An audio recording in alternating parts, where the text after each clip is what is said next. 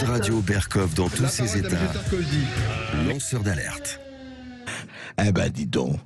Eh bien, vous savez que ce chanteur, non, c'est pas Alain Barrière. Non, ce n'est pas Alain Barrière. Non, ce n'est pas Michel Sardou. Non, ce n'est pas Johnny Hallyday. C'est beaucoup mieux. C'est Jean Lassalle.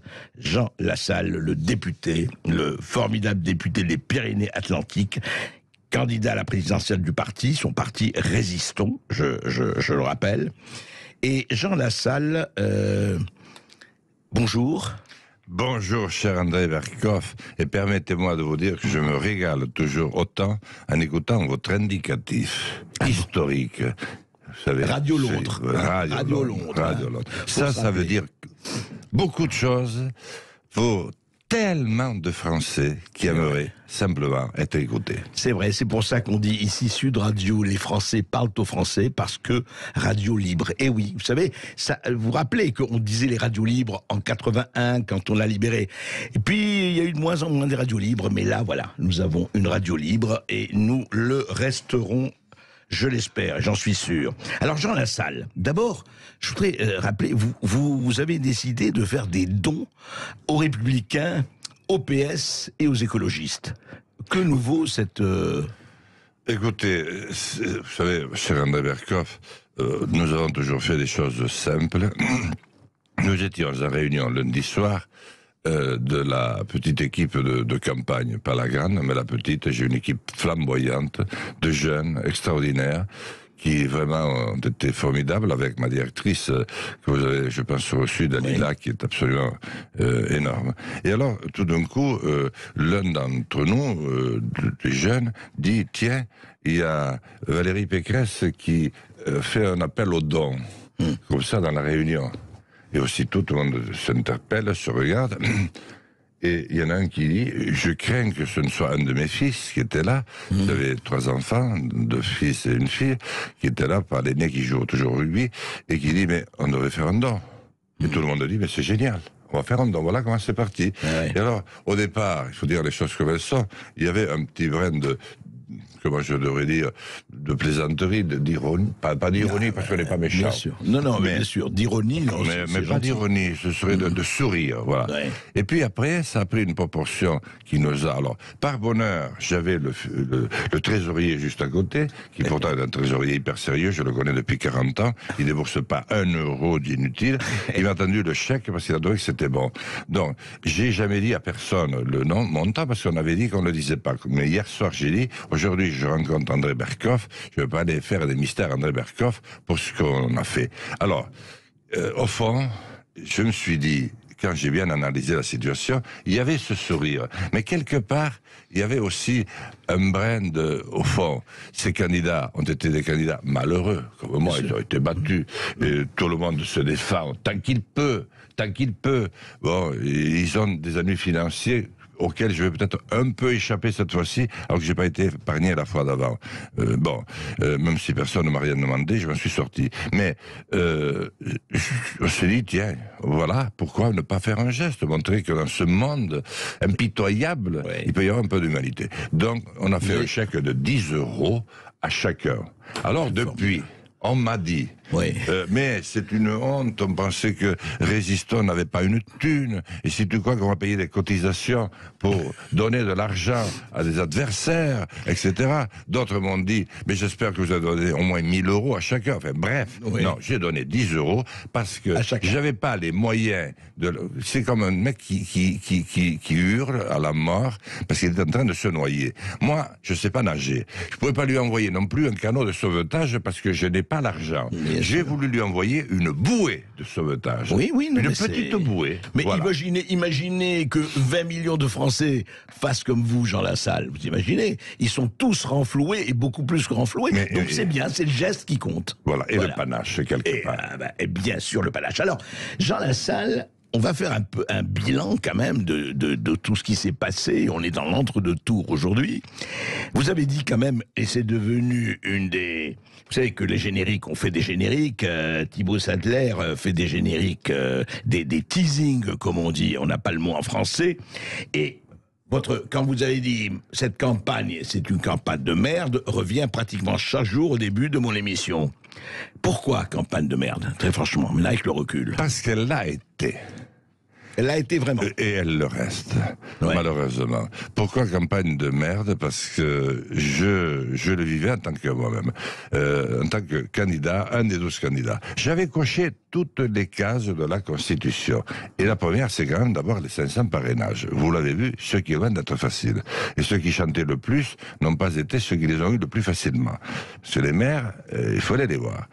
Deuxièmement, j'avais, après un examen de toute ma vie, le droit constitutionnel de me présenter. Et troisièmement, j'ai pu fournir, grâce à mon épouse, l'état de mon patrimoine en bonne et due forme. À partir de là, on vous délivre un billet que d'ailleurs le secrétaire général m'a délivré à 23h30. Je pensais pas qu'on travaillait si tard au Conseil constitutionnel.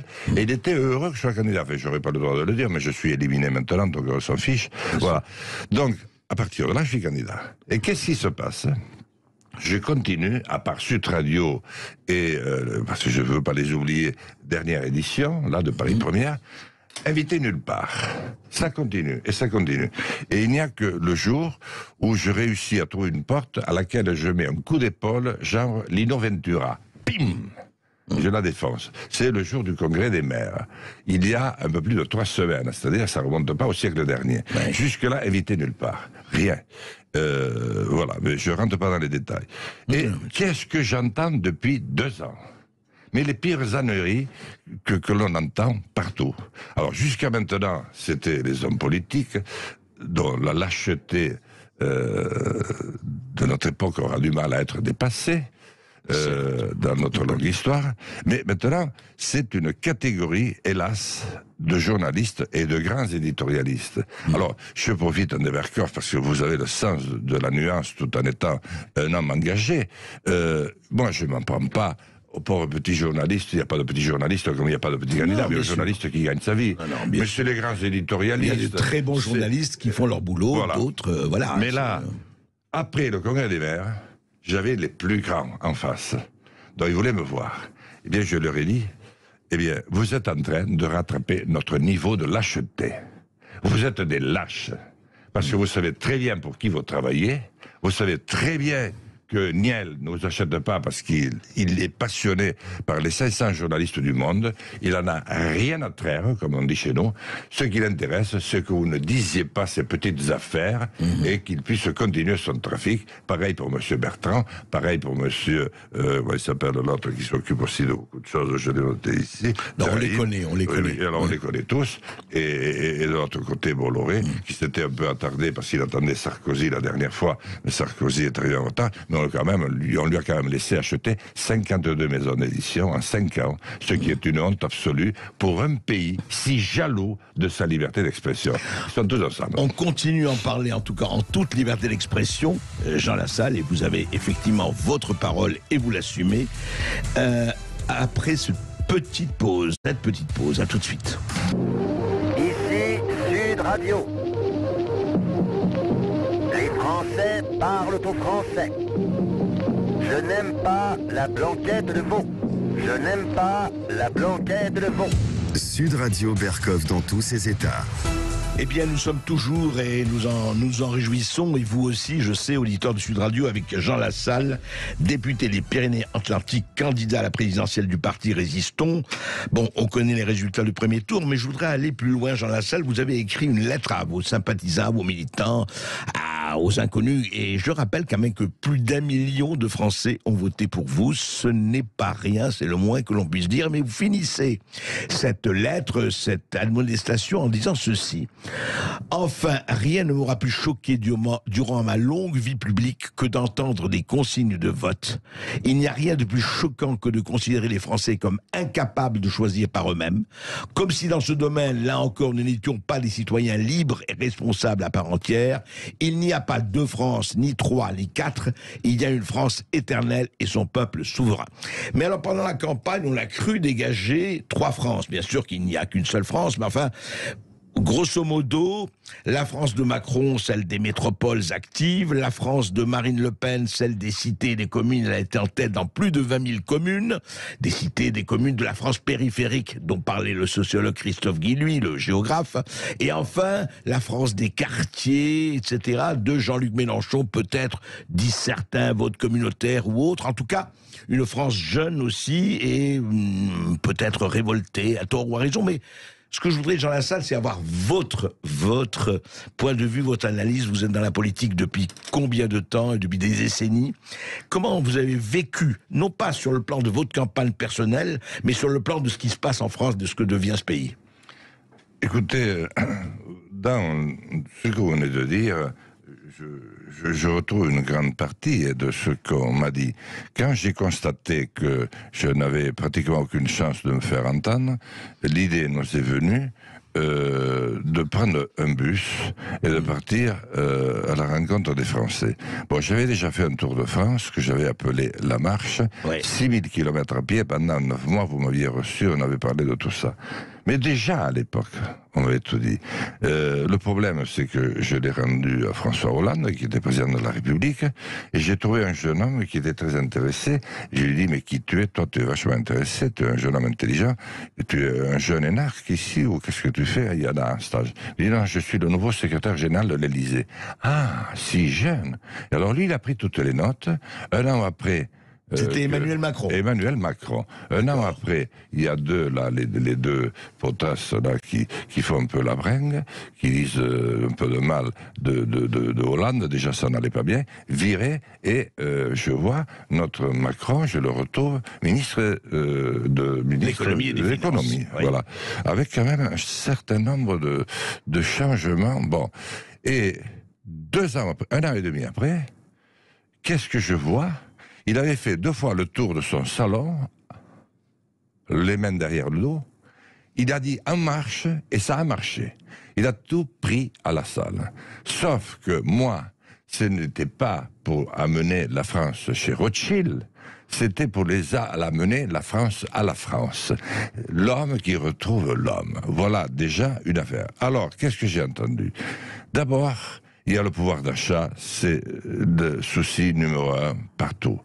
Deuxièmement, il y a malgré tout une préoccupation sur la France. Et ça, c'est le plus étonnant. La France, qu'est-ce que c'est l'identité française? Qu'est-ce que c'est la France? Même, j'ai vu le soir de Lyon, où on a fait une maraude, j'ai rencontré, mais vraiment, beaucoup de sans domicile fixe, mais très lourds. J'en rencontre aussi, c'est pas la première fois.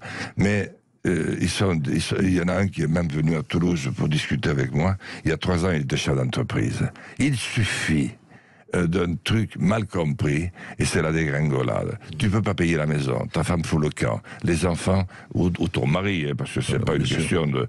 Voilà, ou ton compagnon. Bon, voilà. Et tout est fichu. Et ce qui m'a frappé, c'est justement, mais où va la France? Est-ce qu'elle existe encore? Mais quand est-ce qu'on va réagir? C'est un pays qui a permis à l'humanité tragique de tellement monter en civilisation, parce que nous sommes issus du règne animal, du je te mange parce que je suis plus fort que toi. Le loup est un loup pour l'homme. La loi de la civilisation nous a haussés après tant de traités, de magnifiques documents, dont la déclaration du peuple souverain et la formidable déclaration des droits de l'homme et du citoyen, on n'a pas besoin de la lire 2 fois, nous a permis d'avoir une dimension universaliste. Donc, ils savent bien, au fond d'eux-mêmes, qu'il n'y a pas que la France, mais c'est aussi l'humanité, parce que la France est un des rares pays qui peut parler à l'humanité. Et c'est assez étonnant, mais l'une des préoccupations, c'est: est-ce que la France ne va pas sortir de l'histoire et disparaître? Voilà. Alors, après... On vous l'a dit, ça, Jean Lassalle. On vous le ressentiez, on vous l'a dit. Mais avec toute mon équipe, avec beaucoup de jeunes. Mais la meilleure, c'est que les jeunes, qui n'ont pas la même attitude que nous étions plus politisés à leur âge. On était de droite, on était de gauche, on était du centre, on était de ceci, de cela. Et puis, il y avait de vraies élections. Vraiment, c'était pas pour rire. Sauf que la dernière, la vraie, c'est Giscard d'Estaing et Mitterrand en 81, si on veut bien regarder les choses. Parce qu'après, ça a été après... Ça alors les jeunes, qu'est-ce qu'ils vous disaient mais les jeunes, aujourd'hui, c'est la préoccupation numéro 1. Ils m'avaient déjà invité, et depuis plusieurs années, dans leurs grandes écoles, que j'ai fait pratiquement toutes, et j'ai rempli, je ne vais pas me vanter, mais c'est la vérité, à 2 reprises, la Sorbonne. Le grand amphithéâtre de la Sorbonne. Le dernier qu'il avait rempli, c'est l'ancien ministre de la Justice de Mitterrand qui a aboli la peine de mort, c'est-à-dire Balenter. Bon, alors qu'est-ce qu'ils vous ont dit? Ils disent la même chose. Ils disent, nous, on a eu la chance d'étudier, mais on n'a pas de repères. Au fond, nos vraies chances de promotion, mais ça on le savait déjà, c'est d'aller à la Silicon Valley, même en Chine maintenant, et en Australie, et d'ailleurs j'ai un fils qui a fait ça, qui est revenu, etc., et une fille qui a été aussi à l'étranger. Bon, il ne se voit pas d'avenir parce qu'il n'y a pas de construction autour qui permettent de voir. Et puis, il y a ceux qui n'ont malheureusement reçu aucune formation, et on retrouve votre France périphérique. Et le malheureux Julie, on m'a dit, Christophe, qu'il avait pris mal. Je lui dis, si tu m'entends, retape-toi, on a besoin de toi, ne te laisse pas démoraliser. On a besoin de tous les guerriers. Et puis, il y a les banlieues, qu'on a complètement laissé tomber. Et j'ai été les visiter. Non seulement pendant mon Tour de France, je suis le seul à me les avoir tapés, si j'ose dire. 50, parmi les plus chaudes, entre 1h et 5h du matin, il m'est rien arrivé. Costard, cravate, il fallait quand même le faire. Et là, j'ai été reçu l'autre jour, mais bien. Mais Jean Lassalle, pardon, sur les banlieues, juste, il y a une politique de la ville où ont été téléversés des dizaines de milliards d'euros. Alors, on comprend pas. À chaque fois, on dit les banlieues, effectivement, elles sont. Mais qu'est-ce qu'on a fait de tout cet argent qui a été déversé, de toutes ces aides? Parce qu'on croit que l'argent règle tout. Alors, d'abord, l'argent, il est cruellement sorti de la sphère publique. C'est pas un vieux problème. Il y a depuis qu'on a, je pense, découvert les Indes et les Amériques, bien sûr. Que le pauvre Magellan et ses comparses n'avaient rien fait de mal. Mais les marchands qui ont ramené des montagnes d'or et d'argent font que l'humanité de l'époque n'a jamais eu autant de richesses. Même la grande Cléopâtre, tout ce que vous voulez. Donc, qu'est-ce qu'on a eu dans ces cas-là? Un premier cas de figure, c'est que malheureusement, ceux qui prennent l'argent pour s'en servir à leur fin personnelle, le faire fructifier, sont les plus nombreux. Etc., voilà. etc. Et les autres, malheureusement, sont plus timides. Et c'est à cette époque-là que sont nés simultanément et le capitalisme et le communisme. Et j'avais lu à cette époque-là le Capital, j'avais pu vérifier. Et les deux ont été essayés au XXe siècle avec les horreurs que nous avons connues de part et d'autre. Donc, qu'est-ce qui se passe? C'est qu'il faut retrouver l'homme. Et il faut aller vers ces hommes et ces femmes avec beaucoup plus d'humilité et créer des emplois nouveaux. Moi, je pense beaucoup aux médiateurs formés. C'est des formidables emplois de jeunes qui ont envie, d'aventure, de contact, de relations. Et les jeunes d'aujourd'hui sont comme ça. Et puis ensuite, il faut retrouver... il faut reconstruire un État. Celui que nous avons aujourd'hui n'inspire plus confiance à nos compatriotes. Il s'occupe un peu de Bruxelles, il s'occupe un peu du monde, il s'occupe un peu de tout et de rien. Donc un État. Pour qu'il redevienne un symbole et qu'il redevienne un État fort. Oui, un État fort, mais en même temps rassurant. Oui, bien sûr. C'est parce que la France s'est construite autour de ça. Et ensuite, je voulais reconstruire, et il faut le faire, l'ensemble des territoires. Les territoires, c'est aussi bien le rural que les banlieues. C'est vrai, et à partir de ce moment-là, j'ai injecté 4 ou 5 points dans la recherche, 4 ou 5% du PIB dans la recherche, comme l'avait fait le général, entre 60 et 70. Et à ce moment-là, on est devenu en 10 ans, eh bien, les champions. Même dans le spatial, on est devenu 3e. Je ne parle pas des trains, des avions. Au temps du plan, etc. Mais vous savez qu'aujourd'hui, la France est vendue à la découpe. On vend un certain nombre de choses. On ne va pas en discuter. Moi, je voudrais revenir à aujourd'hui, parce que la politique, hélas, c'est vrai, vous parlez de l'homme, mais c'est un rapport de force. Et la politique, c'est comme ça. On peut s'en réjouir ou le déplorer. C'est un rapport de force. Mais aujourd'hui, avec ce qui se passe, je sais que vous détestez, vous l'avez dit, les consignes de vote. Mais est-ce que, franchement, deux choses, je vous demandais. Est-ce que le vote, et Dieu sait, j'ai écrit un bouquin qui s'appelle Abstention, piège à con, et en même temps, est-ce que le vote a encore de l'importance? On a l'impression, beaucoup de gens ont à tort peut-être l'impression que tout est joué. Et deuxièmement et surtout, qu'est-ce qui va se passer aujourd'hui où les gens se disent on ne vote plus pour, on vote contre, on vote pour faire barrage, on vote pour... Vous entendez ça tous les jours, on ne dit que ça. Est-ce que tout ça, les dés ne sont pas pipés, en fait, Jean Lassalle? On est dans un entre-deux tragique et incertain, entre aurore et crépuscule, qui était le titre de mon dernier livre. Et c'est très exactement ce que vivent les Français. D'abord, nous ne faisons aucune illusion. Les instituts de sondage, qui appartiennent aux mêmes propriétaires que ceux que j'ai cités, ont arrangé la finale idéale qui leur convenait et qu'ils voulaient. Ils sont en train de faire tous les efforts inimaginables pour faire gagner ce brave Macron une fois de plus. Alors moi, j'ai choisi de voter blanc, et j'ai dit, vous l'avez rappelé, puisque vous avez été intelligent au point de me choisir, vous êtes assez intelligent pour faire votre choix. Faites-le en votre âme et conscience. Et surtout pas de conseils. Vous êtes grand, vous êtes le peuple. Alors, effectivement, maintenant, ça va être 10 jours de pression exacerbée. Mais on disait, la politique, c'est toujours... Non, aujourd'hui, c'est plus de la politique. La politique, c'était un échange d'idées. Projet contre projet. Parfois un rapport de force, et parfois musclé. Parce que la France adore la politique. Mais que voulez-vous que le pauvre Français, enfin, c'est pas un pauvre Français, mais que le Français se fasse comme une opinion en lisant aujourd'hui Le Monde. Le Monde, mais c'est une déchéance totale. Je regrette parce que j'ai aimé ce journal. Même du temps de Beuve-Méry qui s'opposait à De Gaulle, mais avec quelle classe? Aujourd'hui, il n'y a aucune classe. Mais tout, oui, mais tout y est, et tout est mêlé. Il n'y a pas on que peut rien Le Monde, comprendre. il y a tous les autres médias, bien sûr. Non, je veux dire par là que, est-ce que le Français a le temps aujourd'hui, parce qu'il travaille, parce que chacun a son truc, de se faire sa propre opinion? C'est du boulot, c'est du travail, il faut regarder, il faut chercher nous. C'est notre boulot, donc on le fait, mais c'est pas facile. Moi, je continue à croire, même si ce sera insuffisant cette fois-ci, de toute façon, avec cette finale, à la conscience des peuples. Vous voyez, ce dont nous sommes tous le début, ou alors un passeur, ou alors, voilà, nous sommes la conscience des peuples. Et je crois à l'intuition.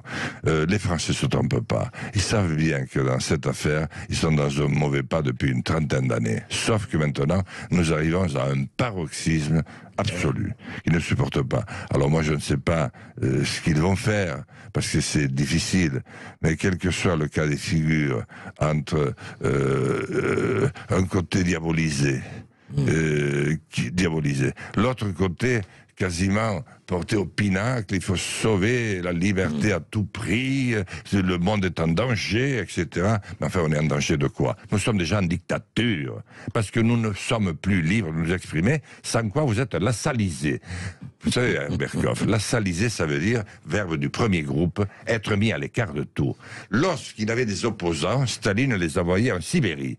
Lorsque les Américains en avaient, ils les envoyaient à Guantanamo. Ici, maintenant, comme en Allemagne, comme dans le monde, on te laisse te dessécher sur place. On ne te demande plus rien et on attend que tu crèves comme un chien. Et là, tu dis plus rien. Donc, il faut... Moi, j'ai espoir, malgré tout. Parce que ça va être un moment difficile que je ne supporte pas. D'ailleurs, il n'est pas... Je dis sur cette radio des choses que je ne dis pas habituellement, mais il n'est pas impossible de penser que j'en tire des conclusions. Non pas pour m'en aller, j'aime trop le pays. Et vous avez été le premier, André, à dire, et ça m'avait beaucoup touché à l'époque parce que j'étais trop fourrier, que je pouvais jouer un rôle dans ce pays au cours d'une magnifique bande dessinée que j'ai toujours gardée et qui avait eu un succès extraordinaire. Moi, je dis, peu importe où se trouvent les hommes de résistance, ils choisissent leur lieu de résistance. Mais il ne faut pas que la résistance baisse, qu'elle s'effondre, au contraire. Alors maintenant, nous allons passer ce mauvais moment, j'en suis persuadé, et après je pense qu'il y aura... Non, il faut qu'il y ait prise de conscience. Je l'avais dit à Tsipras, que j'ai vu 3 mois avant qu'ils prennent le pouvoir en Grèce. D'ailleurs, tout le monde pleurait, parce qu'après le Tour de France, j'ai fait un tour d'Europe. Et Karamanlis pleurait parce qu'il était à la tête du plus grand parti d'Europe, le Parti Socialiste qui s'effondrait, et Tsipras. Je vais dire, Tsipras, tu ne réussiras pas. Tu n'as pas préparé ton peuple. Tu vas voir quand ça va te tomber dessus, tu vas voir quand les grandes banques mondiales vont te tomber dessus, ils vont tout enlever. Et tu n'as pas des troupes prêtes à cela. Nous, et ça doit faire partie de notre boulot à nous. Vous le faites, André Berkoff, avec votre micro. Moi, je vais le faire avec ce qui me reste de plumes et de verve. Il faut recréer les bases de la résistance. Absolument. Merci Jean Lassalle, merci. Et franchement, tous auditeurs de Sud Radio, vous savez que chacun a à faire sa part du boulot. Voilà, merci. Exactement. Merci beaucoup Jean Lassalle. Et vous dites croire à la conscience des peuples, mais les peuples ont-ils conscience de la guerre économique qui se joue? On en parle dans un instant et vous nous appelez au 0826 300 300.